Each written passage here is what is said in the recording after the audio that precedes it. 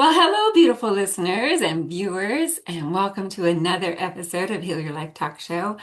We have a wonderful friend of mine with me, a very special guest today.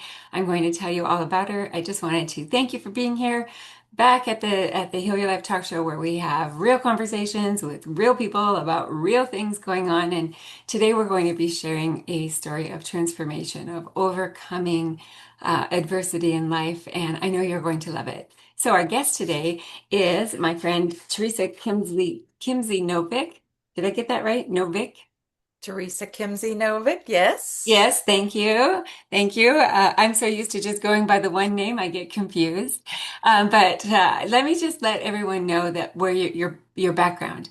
You are a master training consultant with over 20 years experience as an expert trainer with a understanding in adult learning, so important. A dynamic leader, always loads of fun, always laughing, trusted partner, innovative thinker.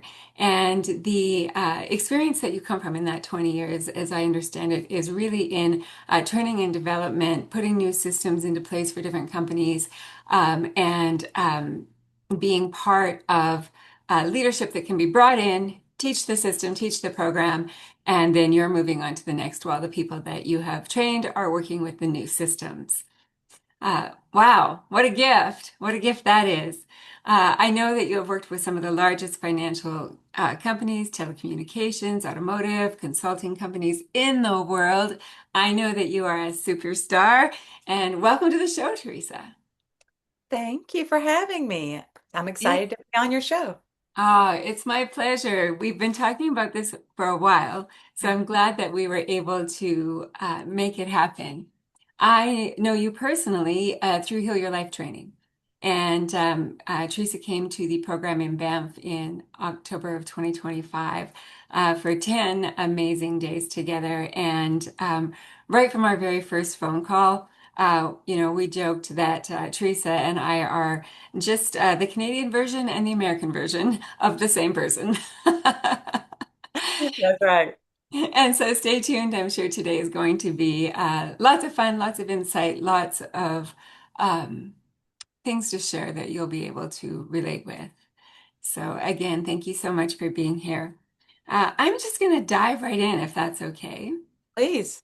All right. So, oftentimes, as I'm wrapping up a podcast, I will say to someone, what's your favorite book or what's your favorite quote?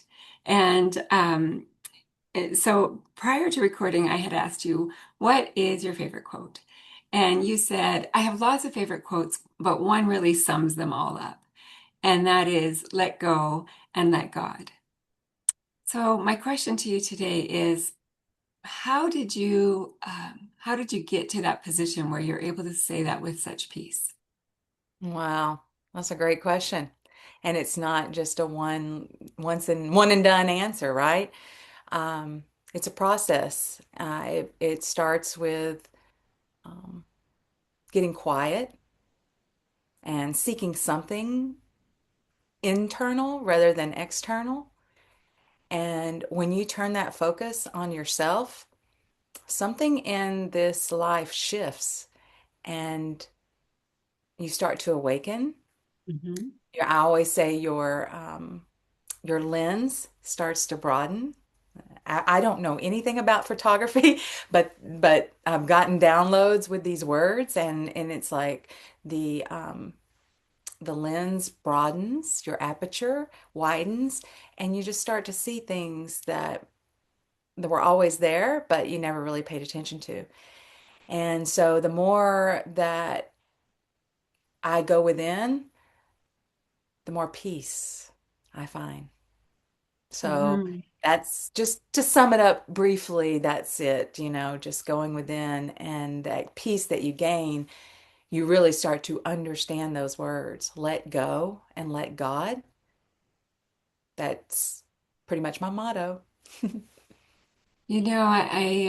I can feel the peace as you say those words.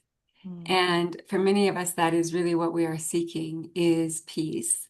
mhm. When there are many things happening out and about and around us that we have little to no control over, what we do have control over is our own inner peace.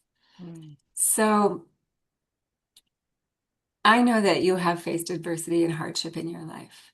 Can you walk us down maybe one of those experiences and how it led to the road to peace? Mm. Yes, one of the major things that shows up in my life and that I've started to, well, heal around is death. Hmm. I've had first, really, when I was younger, a teenager, I had a death of a boyfriend.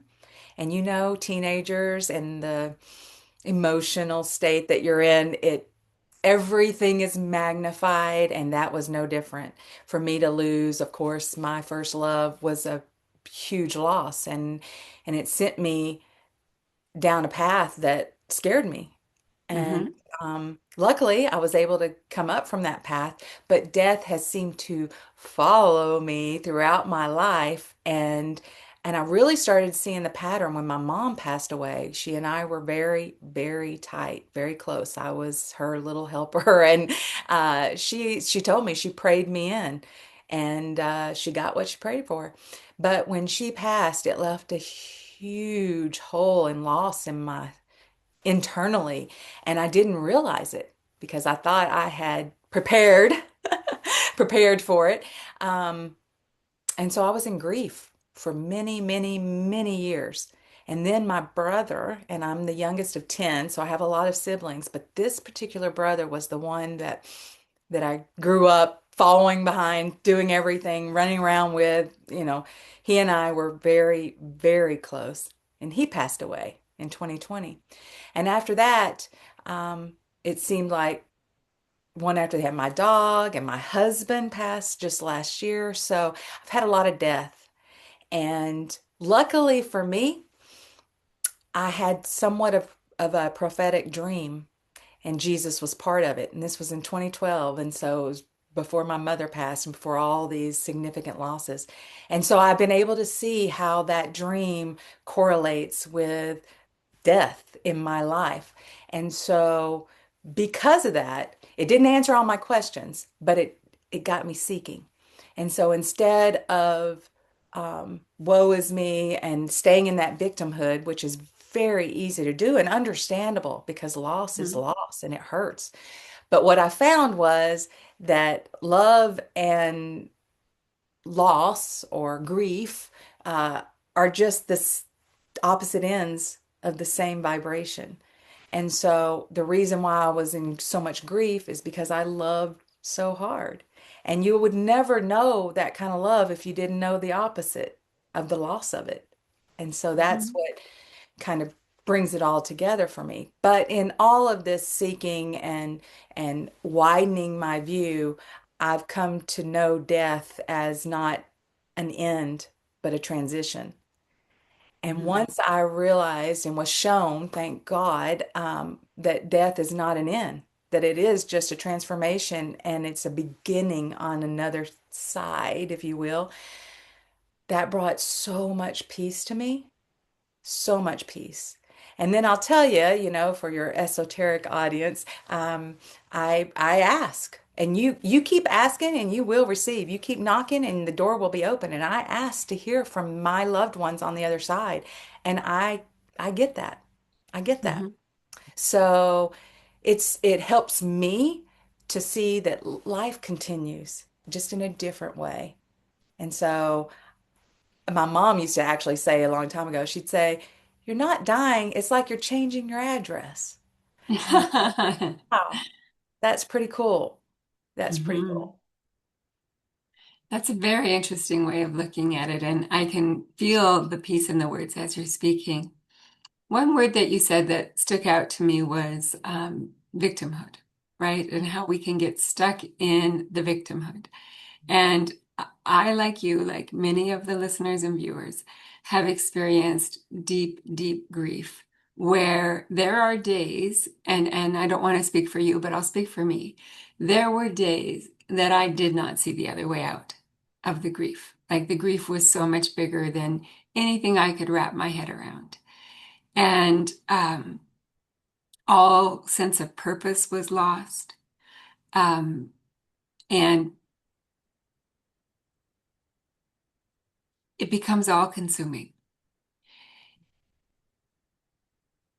Did you have those moments and how in those moments do you remember what you just shared with us? Like, how do you remember this is part of something different? How do you, like, what's maybe one thing that a person could do to start to dig themselves out of the deep well of grief? Hmm. That's such an important question. And absolutely, yes, 1000%. I've been there. There are times between my mom passing and my awakening, my lens opening up, that I did not want to be here. I don't want to be here at all. Like, what's the point? And so, yeah, I've been to the lowest of lows with that. Even up until 2019, I was like that. But what I can say is, it sounds cliche, but this too shall pass. It's like grief, and I've never read a book on it. I've never studied about it, so I'm just speaking from my experience. From my experience, grief comes in waves, Mhm. and there's not really a rhyme or reason. There's several, like, you could be looking at a picture and it shows up, or you could read something and it shows up, or you could see something and it shows up. Those are obvious. But there are times when there's nothing, it just shows up. Grief just rears up. And sometimes it's so deep and so impactful. And the only thing I know to do from my experience is to allow it. Mhm. Don't push it down. Um, don't push it away, but allow it, feel it. Because if anything I've learned, it's that grief is just there showing you how much you love. Yeah.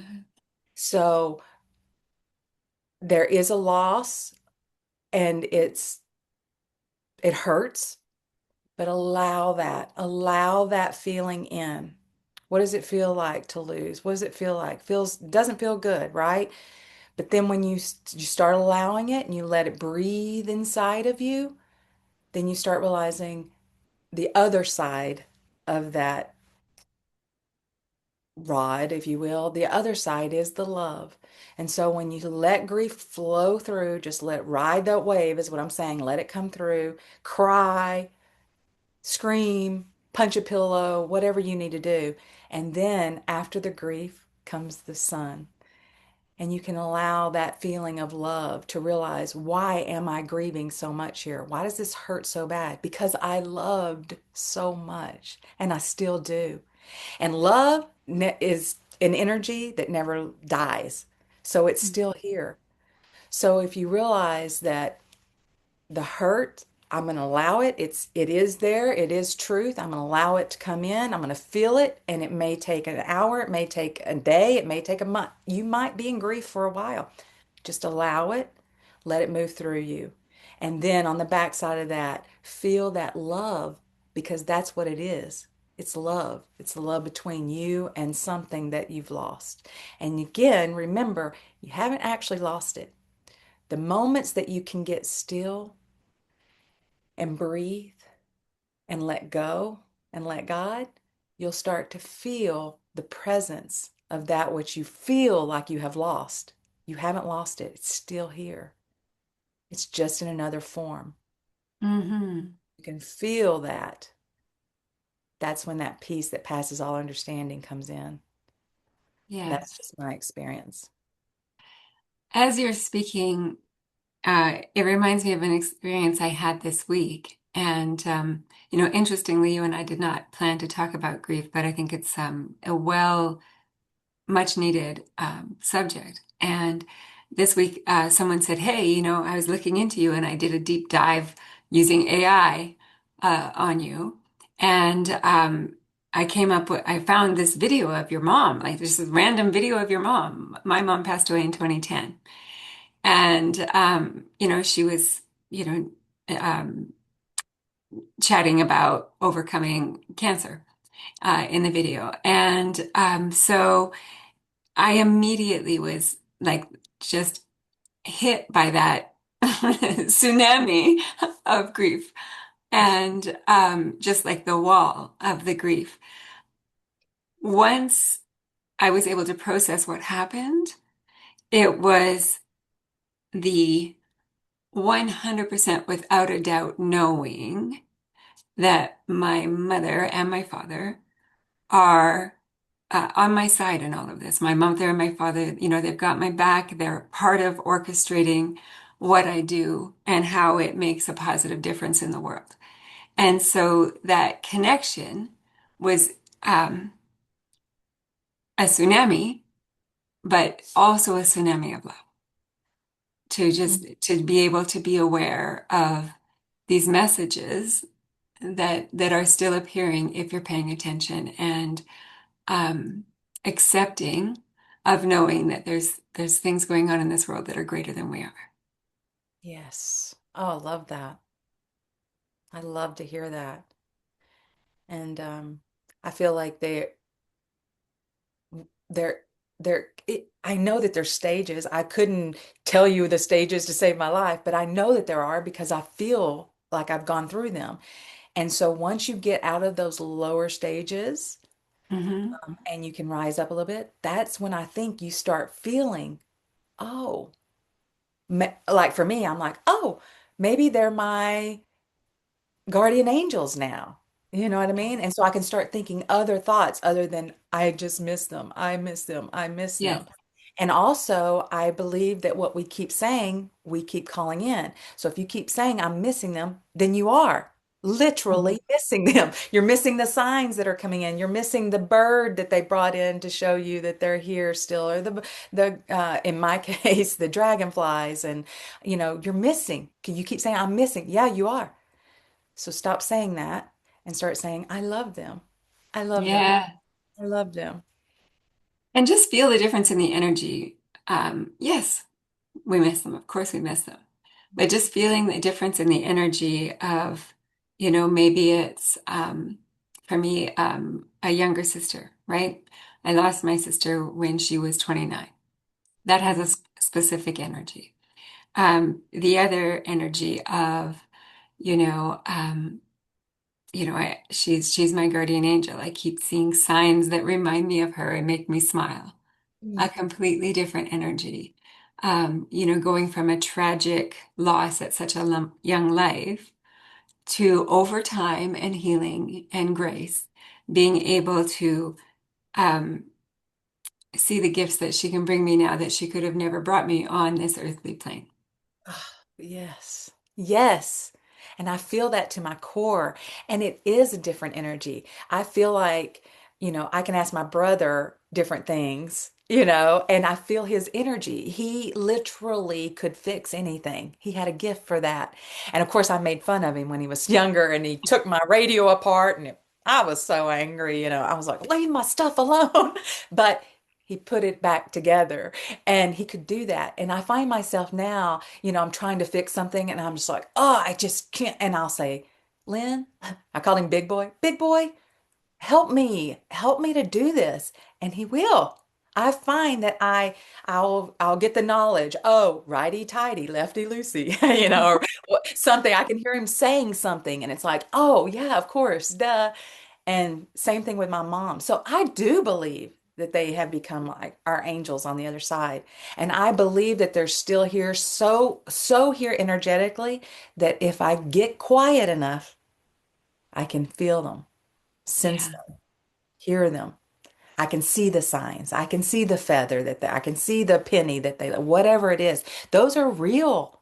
Those are real things. And then once you start noticing them, and I always say the key is awareness. Once you start being aware of these things and you acknowledge it, you'll Mhm. get more and more and more. And somewhere along the way, that shifts from being victim, oh, woe is me, oh, I'm sad, to wow, this is cool. I actually have help on the other side, and they're sending me signs, and it's real. Yeah, Yeah. that's a And whole process in itself, you know? well, and I think that that knowledge too that we can miss someone and love them and honor them with a lighter energy Mm, once we're at that level of healing. yes. Yeah. Yeah. Everything's a little bit lighter, a little bit more, Mhm. a little bit more. And it just gradually gets easier and easier. So for someone like you who has experienced not only one loss, but cumulative loss of people very close to you, and thank you for sharing this with us when it's only been a year with your husband. Um, is there did you notice, and maybe not, a difference with cumulative grief, or is it each one equally hard, or how does that all work? Well, again, just from my experience, it gets easier. Wow. You look at me and you go, okay, that's a lot of loss. That's a lot of grief. That's a lot of death. But it gets easier. And the reason why, speaking again from my experience, is because I do know now more about the other side. I know more about where they went. I know more about why it happened the way it happened. I know a lot of things because I've sought it out. I've sought it out. Hmm. Instead of just staying in grief, I said, you know what? I want to know more about this. Where'd they go? What is actually happening? Like I know what I was told when I was younger. I was taught this and told this, but I want to find out for myself. So I started digging. And the more I dug, the more I found. And so for me, it gets easier. But the reason why it gets easier, the loss, the missing, that doesn't, I still miss them. I still, that, that's always there in the background. But it gets easier knowing how I can tap in to their energy, and Hmm. that's a real thing. And when you know how to tap in or look for or see the signs, all the things that we're talking about, it just makes it that much easier because you realize they're not completely gone. They're not Yeah, completely gone. that's right. Okay. And that gives me like a little foundation to start. Okay, they're not completely gone. And so every time I go through a loss, I know that even more. Right. Right. For me, Mm. I always, no matter what I'm learning, it's so funny because I take the analogy back to skating or skiing. As long as I know how to stop, then I'm okay. Like if I'm flying down a hill, as long as I know how to stop, I'm good. You know what I mean? But if I'm just, wow, I don't stop, I'm just crazy. That's so it's the same thing. I feel like it's the same thing here. As long as I know I have a foundation of they're not completely gone, that's my foundation. Now, Hmm. where are they? How do I connect? How do I hear? You know, all that stuff. If you're interested in that, then it's available for you. And if you're not interested in that, it's okay too. Just learn to ride the waves of grief because, in my opinion, they will always come Hmm. because it's just the opposite end of love. It's always there, you know? So ride those waves, let them come, feel them, process the emotions, do whatever you do to process emotions. And that's, I'm sure your audience is aware of some things that they can do for that. And then when that wave is not here, when grief is not here, then live your joy. Don't be in grief when you don't need to be in grief. Don't hold on to it. Let it pass through. What you're talking about reminds me so much of willingness to change and how I'm relating that back into my mind as you're sharing about if you're not on the wave of grief, like jump on that wave of joy Right. and that willingness to change. And it's like skiing down the hill. If every time you come down the hill, you run into a tree, maybe try shifting your skis just a little bit into another direction, Right. right? And knowing that there are other waves that we will be able to ride, and it's not a betrayal, and it doesn't make your loss any less, but that there's this, wide ocean full of waves that are carrying different emotions and different experiences for us if we are willing to change and be able to look at things from a different way and experience them in a different way. Absolutely. That was very Mhm. well said. Are you a grief counselor? I'm thinking about how this would tie in with your Heal Your Life coaching clients. Mm. And I find that whatever I'm going through, all of a sudden, I've got 5 new clients who are going through something very similar. It's like people, again, like just like we were saying, dr- people being energetically drawn to people and experiences is a real thing. And if you don't believe what I'm saying right now, think about the last time you bought a new vehicle and how the next day you saw the same vehicle everywhere, right? It's just the way it is. Yes.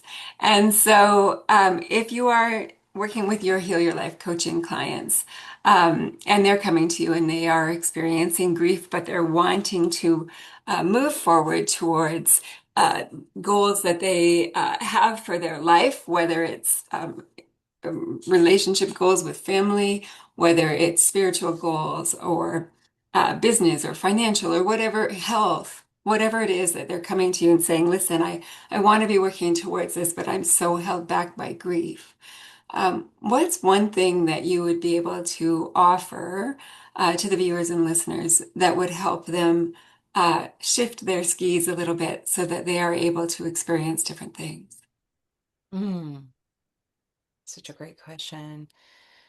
I would encourage anyone that finds themselves in serious grief right now. I don't want to, it's not necessarily meditation, but you need to come back to yourself. I love meditation. Meditation is not just simply sitting there with your eyes closed. Meditation, and as you know, could be walks in nature. It could be a long bath.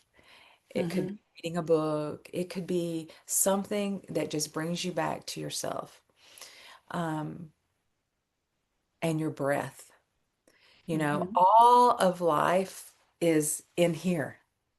I think that's one thing a lot of people don't think about actually, that we put all of our focus and attention out there and those people and that person and my love and that dog and that, but the whole universe, you've got the whole universe inside here. And so if you can find a way to quiet your world and sit with just yourself in whatever way that works for you, that is the first step.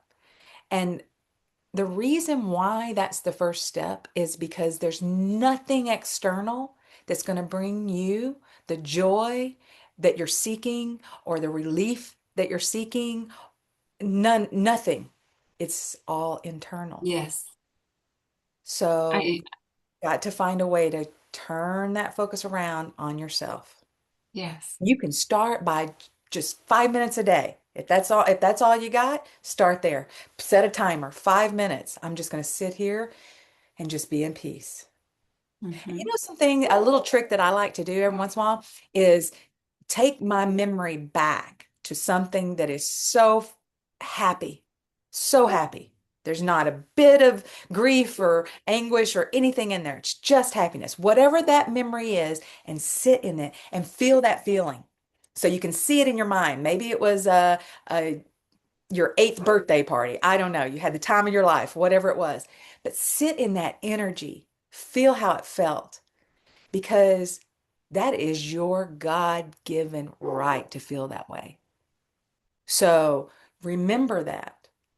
And when grief comes, just, or anything you can do this for any anger, you can do this for anything. I personally believe you need to process those emotions, know why they're there, talk to them. Why are you here? What are you here to show me? But we know grief. We know it's just love showing up as a loss, a feeling of loss.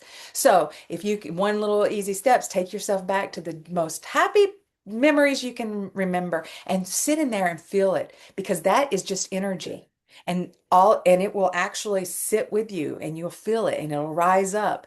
And the more you do that again, the more your frequency, your vibration, that's like your foundation. It becomes your foundation. So you kind of rise up in your foundation.